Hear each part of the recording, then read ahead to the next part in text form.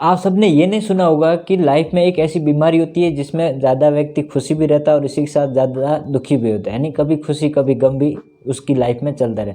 तो ऐसी ये कौन सी बीमारी? नॉर्मली तो उतार चढ़ाव लाइफ में चलते रहते, बट एक बीमारी भी होती है जिसका नाम होता है बाइपोलर डिसऑर्डर, यानी जिसमें क्या होता है कि व्यक्ति ज़्यादा उत्साहित भी रहता है और इसी के साथ साथ ज़्यादा दुखी या उदासी भी रहता है। तो देखते हैं पूरी डिटेल इसके बारे में। जो व्यक्ति इस बीमारी से ग्रसित होगा तो उसमें दो चीज़ देखी जाएगी। कौन सी? एक तो ज़्यादा उत्साहित होगा यानी एक्साइटमेंट होगा, उसी के साथ साथ ज़्यादा डिप्रेस यानी उदासी भी होगी। तो बाइपोलर डिसऑर्डर क्या है? एक डिसऑर्डर है, मतलब एक बीमारी है और उसके दो भाग है।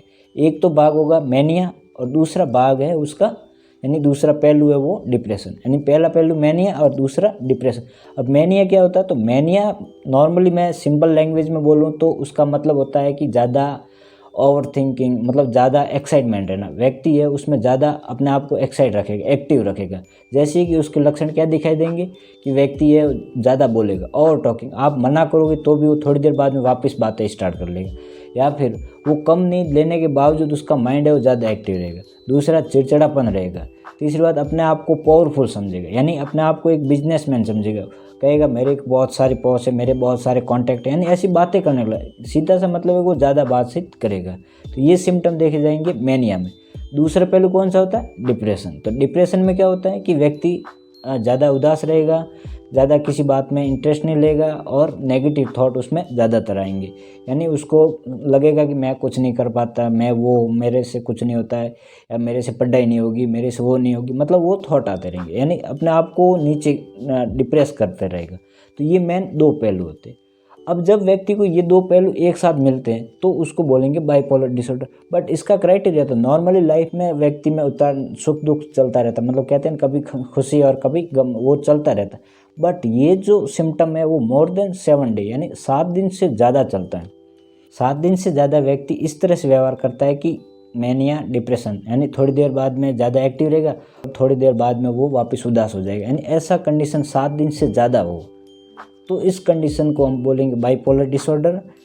तो इस कंडीशन में हम उसको डायग्नोसिस करेंगे बाइपोलर डिसऑर्डर। डायग्नोसिस का मतलब उसकी पहचान करेंगे कि कौन सी बीमारी होगी, तो वो होगी बाइपोलर डिसऑर्डर। तो अब हम बात करेंगे ट्रीटमेंट के बारे में।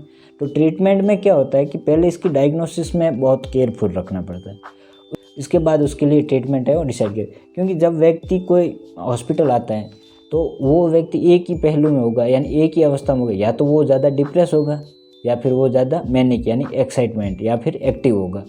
अब